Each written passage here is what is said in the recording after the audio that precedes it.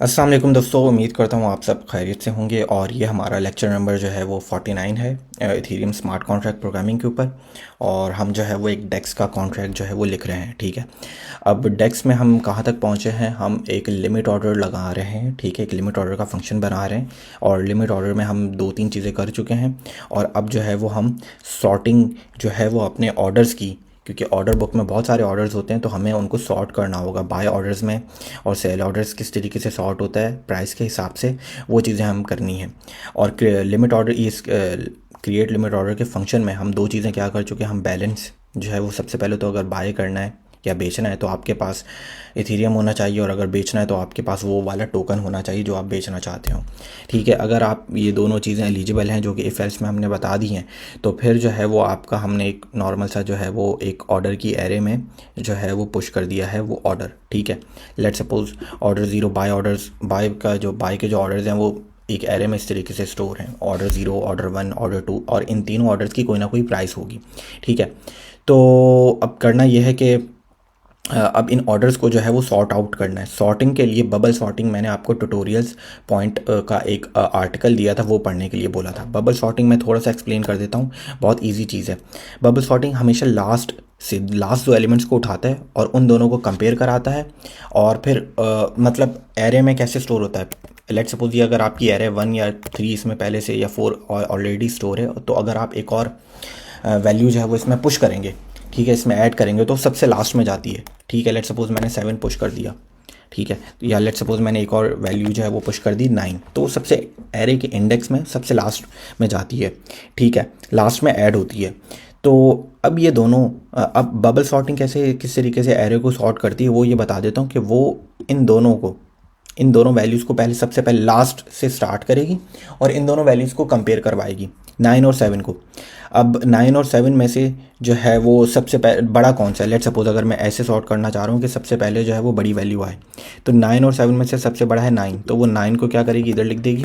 और bubble sorting का जो एल्गोरिथम है, और 7 जो है वो आपको यहाँ पर हो जाएगा। ठीक है, अच्छा, अब वो इन दोनों को उठाएगी। 9 और 4 में से कौन सा बड़ा है? 9 बड़ा है। ठीक है, और 4 जो है वो छोटा है, तो वो इन दोनों को इस तरीके से सॉर्ट कर देगी। और 9 और 1 में से 9 यहाँ पर आ जाएगा और 1 यहाँ पर आ जाएगा। अब आप ये मुझसे सवाल कर सकते हैं कि चलें ठीक है, एक एक बार आइट्रेशन हुई है, एक बार बेसिकली एक लूप चला है। 9 तो सबसे बड़ा है, वो तो सबसे पहले आ गया है, लेकिन 9 के बाद 1 चलें छोटा है, लेकिन 9 के बाद तो 7 आना चाहिए था। अब ये 1 4 7 को दोबारा से लूप चलाना पड़ेगा, लेकिन हमारी जो एरे होगी वो पहले से ही एक बार पहले से ही सॉर्ट आउट हो चुकी होगी, तो हमें बार बार लूप चलाने की ज़रूरत नहीं होगी।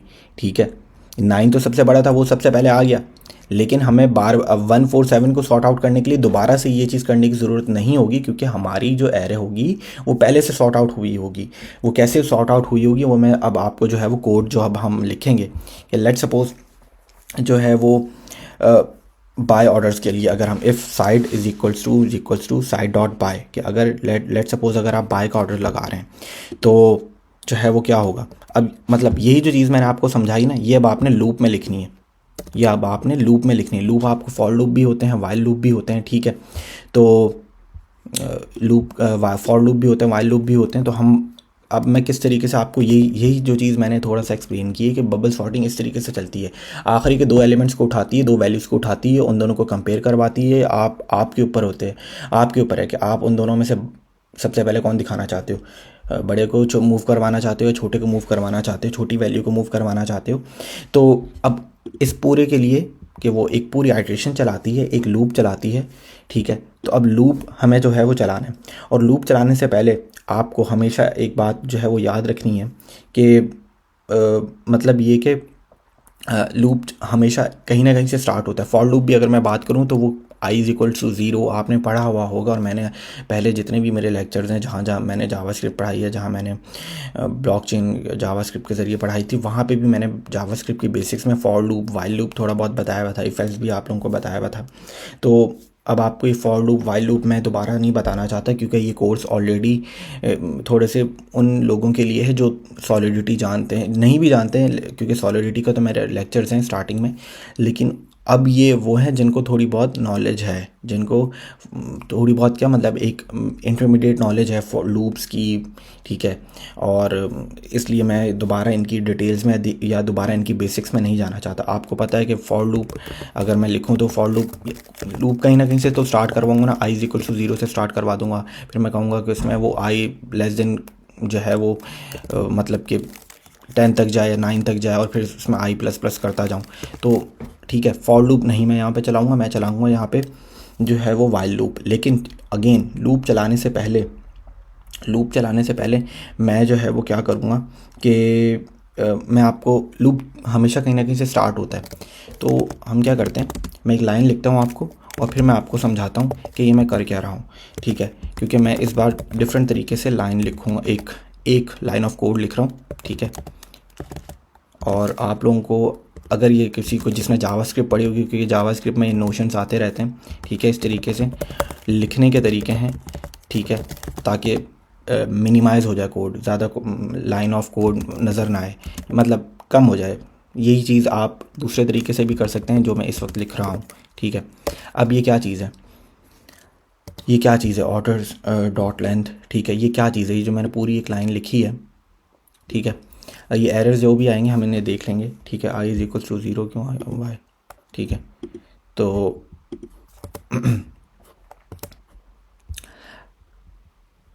अब ये मैंने जो लाइन लिखी है, इसका मतलब ये है कि आपकी जो एरे है, ठीक है, एरे जो है सॉर्टिंग करवाने से पहले सबसे पहले तो आपने क्या देखना है, वो ये देखना है कि क्या आपकी एरे एम्प्टी है या उसमें वैल्यूज़ ऑलरेडी मौजूद हैं।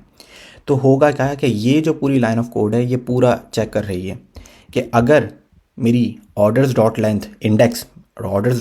मतलब कि मैं एरे की ये 0 इंडेक्स पर है, ये 1 इंडेक्स पर है, ये 2 इंडेक्स पर है, ये 3 इंडेक्स पर है, तो ऑर्डर की लेंथ बन रही है, एरे की लेंथ बन रही है, ठीक है। तो 4 1 2 3 4 है, इसमें ऑर्डर की जो लेंथ है वो 4 है, ठीक है। तो ऑर्डर्स डॉट लेंथ अगर वो ग्रेटर देन 0 है, मतलब कि उसमें वैल्यूज़ जो हैं वो अवेलेबल हैं, एरे एम्प्टी नहीं है, तो वो ये वाली इफ़ ऑर्डर्स मतलब कि ये पूरी इफ़ एंड एल्स की स्टेटमेंट मैंने लिखी है आपके सामने।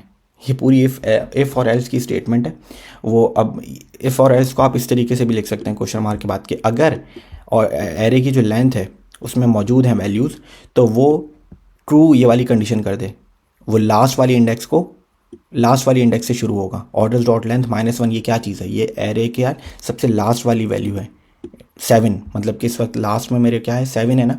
तो 0 1 2 3 4, 0 1 2 3 सॉरी 0 वाले ये इंडेक्स है, इंडेक्स पोजीशन 1 पे 1 ही है, 2 पर 4 है और 3 पर 7 है, मतलब कि सबसे वाला लास्ट जो इंडेक्स है वो है 3।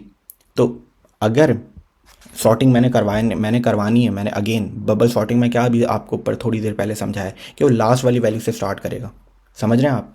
तो अगेन लूप में भी क्या होगा, लूप भी स्टार्ट करने से पहले आपको लूप चाहे फॉर लूप हो वाइल लूप हो आपको बताना पड़ता है कि वो कहाँ से स्टार्ट करेगा। तो मैंने ये पूरी एक लाइन ऑफ कोड जो लिखा है इसमें यह बताया है कि भाई कहाँ से स्टार्ट करेगा, कि अगर सबसे पहले तो ये चेक कर ले कि अगर वैल्यू खाली है, अगर orders dot length is greater than 0 नहीं है, मतलब अगर नहीं है तो वो सिंपली इसको 0 ले लेगा और यहीं पर ही रुक जाएगा कि भाई एरे ही खाली पड़ी हुई है, ठीक है। लेकिन अगर एरे की जो लेंथ है वो इज़ ग्रेटर देन 0 है, मतलब कि एरे में वैल्यूज़ मौजूद हैं, तो वो ऑर्डर डॉट लेंथ -1 से स्टार्ट करेगा, मतलब कि सबसे आखिरी वाली इंडेक्स की पोजीशन से स्टार्ट करेगा, ठीक है। ये बात मैंने आपको समझाई है, ठीक है। अब आगे चलते हैं, क्योंकि अच्छा ये if side dot is equals to side dot by में मैंने बाहर क्यों रखी है ये वाली बात, क्योंकि देखें वैल्यूज़ होंगी तो हम उन्हें सॉर्ट करवाएंगे ना, बाय ऑर्डर्स को या सेल ऑर्डर्स को। अगर वैल्यूज़ ही नहीं होंगी एरे में तो फिर सॉर्ट आउट करवाने का मकसद भी नहीं है। अब आगे चलते हैं, ठीक है। ये बात आपको समझ में आई, मैंने 2 चीज़ें समझाई, बबल सॉर्टिंग कैसे काम करती है, दोनों लास्ट की वैल्यू से स्टार्ट करती हैं और उन दोनों वैल्यूज़ को कंपेयर करवाती रहती हैं।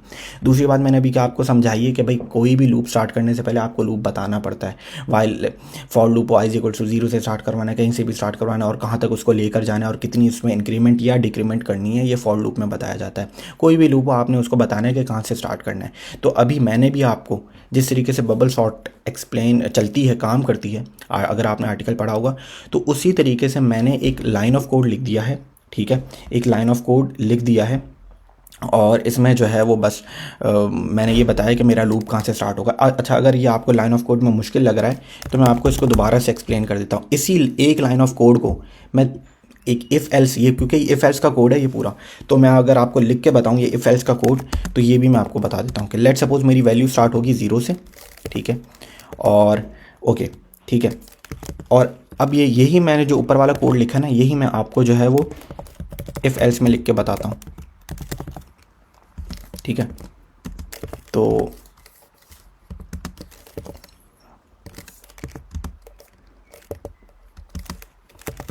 ये आपको मैं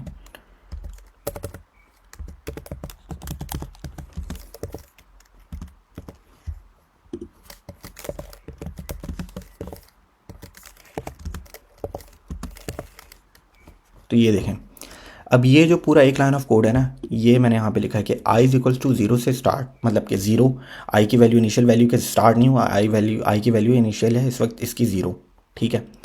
अगर orders dot length is greater than 0 है, मतलब कि अगर वैल्यू एरे में मौजूद है, ठीक है, एरे आपकी खाली नहीं है, एम्प्टी नहीं है, तो आई की वैल्यू क्या हो जाएगी, ऑर्डर्स डॉट लेंथ -1, मतलब कि आई की वैल्यू सबसे ये लास्ट वाली हो जाएगी 7, जो भी आखिर में नंबर होगा, जो भी आखिर में नंबर होगा, 7 होगा, 100 होगा, 10 होगा, ये प्राइस है बेसिकली, नंबर नहीं है, बेसिकली तो हमारे ऑर्डर्स की प्राइस होगी, ठीक है।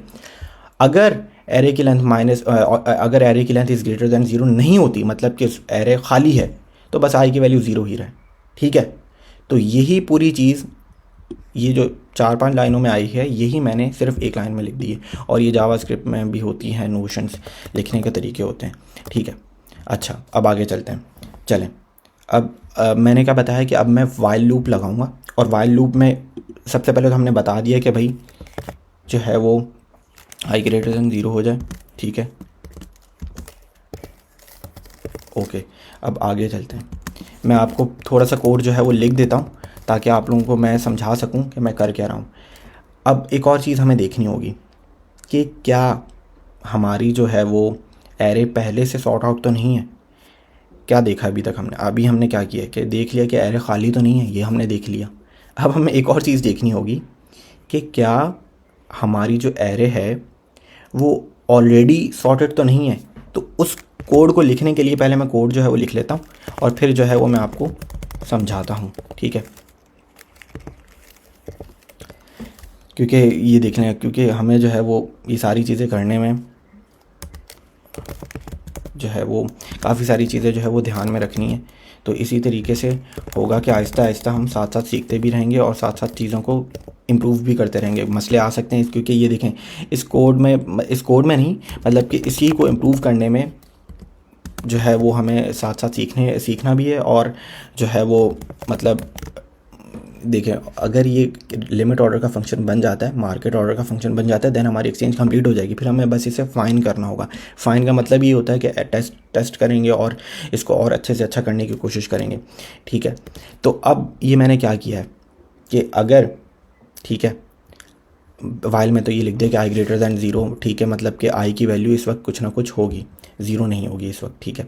अच्छा, अब मैंने आपको दूसरी बात ये बताई वाइल लूप के अंदर, ये जो मैंने ये पूरा इफ़ का जो कोड लिखा है वो ये है कि क्या हमारी जो एरे है क्या वो पहले से सॉर्टेड है। पहले से सॉर्टेड होने का मतलब ये कि लेट सपोज मतलब 10 आ जाए, फिर 8 आ जाए, फिर 7 आ जाए, फिर 4 आ जाए, फिर 1 आ जाए। तो अगर ये आपकी एरे देखा जाए तो ये पहले से सॉर्टेड है। सबसे बड़ा नंबर जो है वो सबसे फर्स्ट वन पहले पर है, 10, फिर 8, पूरा ये डिसेंडिंग ऑर्डर में है, ये सॉर्टेड है। अब इस चीज़ को चेक करने के लिए ये मैंने कोड लिखा है।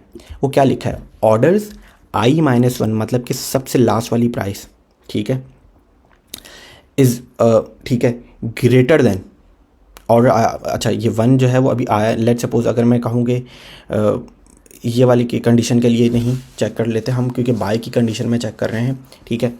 तो हाँ चलें, एक काम करता हूँ, मैं इसको ऐसे समझाता हूँ।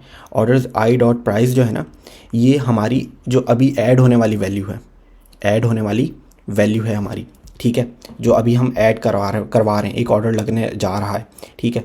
तो अगर लेट सपोज इसको 1 को मैं हटाता हूँ कि भाई अगर मेरी जो i-1 की जो प्राइस है ठीक है, जो सबसे सेकंड लास्ट वाली जो है वो हमारी ये जो इस वक्त ऑलरेडी एरे के अंदर मौजूद है, वो प्राइस अगर ग्रेटर देन है आने वाली प्राइस से, तो यहीं पर ही लूप जो है वो ब्रेक हो जाए। ठीक है, आगे चले ही नहीं लूप, क्योंकि ऑलरेडी हम लोग सॉर्टेड होंगे। ठीक है, क्योंकि अगर यहाँ पे पहले से जो है वो 4 है, तो अगर मैं यहाँ पे एक नया ऑर्डर करवा रहा हूँ, जो एडर ऑर्डर जो है वो स्टोर करवाने के बाद सॉर्टिंग करवाने के लिए कोशिश कर रहा हूँ, तो वो 3 है लेट सपोज, तो करने की ज़रूरत नहीं है, यहीं पर ही आ जाएगा वो ऑर्डर, यहीं पर ही वो आ जाएगा ऑर्डर और ब्रेक हो जाएगा लूप। ठीक है, अब अगर ऐसा नहीं होता तो अब मैं उसके लिए आगे के लिए कोड लिख रहा हूँ। तो उसके लिए एक अभी से समझा देता हूँ कि अगर ऐसा नहीं होती ऐसी कंडीशन कि अब जो आप ऑर्डर आ रहा है उसको सॉर्ट करने की ज़रूरत पड़ेगी, उसको आपको सॉर्ट करना होगा, तो शायद आपने अगर कभी किसी मतलब कि आपको कहीं ना कहीं प्रोग्रामिंग में जो है वो असाइनमेंट मिला होगा, उसमें ये होता होगा कि लेट सपोज 2 नंबर को स्वैप करवाना है। आई थिंक कभी ना कभी किसी को मिला होगा ये स्वैप का, कि 2 नंबर्स को स्वैप करवाना है और उसके लिए जो है वो कोड लिख दें।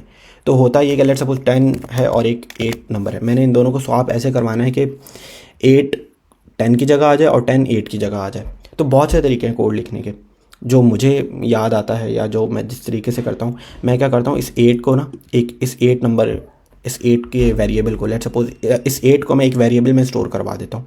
ठीक है, इस 8 को मैं एक वेरिएबल में स्टोर करवा देता हूँ और फिर इस 10 को उठा के जो है वो मैं 8 की पोजीशन पर रख देता हूँ। ठीक है, हाँ, बिल्कुल नहीं, इस वेरिएबल को मैं एक 8 के जो है वो एक वेरिएबल में स्टोर करवा देता हूँ। ठीक है, और फिर इस 8 की जगह जो है वो मैं 10 लिख देता हूँ, तो फिर तो दोनों नंबर सेम हो जाएंगे, 10 यहाँ पर भी है 10 यहाँ पर भी है। और फिर इस 10 को जो है वो मैं उस वेरिएबल से चेंज कर देता हूँ, जो मैंने 8 जो उस वेरिएबल से चेंज कर देता हूँ जहाँ पे 8 मौजूद है। तो ये भी तरीका होता है स्वैप करवाने का, तो हम भी यही तरीका करेंगे। तो ज़रा ये मुझे लिखने दें, ठीक है, और साथ साथ जो है वो मैं समझाता भी रहूँगा।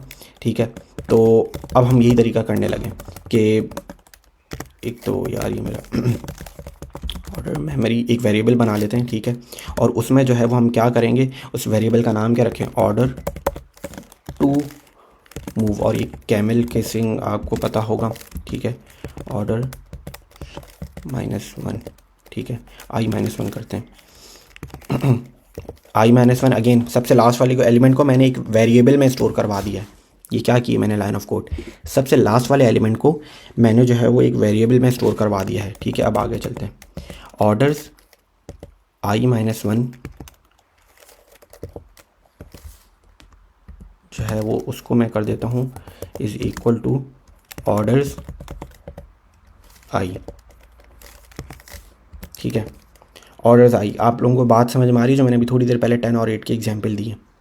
ठीक है, कि अब मैंने ऑर्डर्स i-1 को जो सबसे लास्ट वाला था, ठीक है, मैंने उसको ऑर्डर i जो आ रहा है, ऑर्डर i जो i की वैल्यू है जो आ रहा है, ठीक है, वही उसी से ही मैंने चेंज कर दिया है। मतलब कि 8 को तो मैंने एक वेरिएबल में स्टोर करवा लिया, इसमें लेट सपोज इसमें करवा लिया, ऑर्डर्स टू मूव वाले वेरिएबल में स्टोर करवा लिया।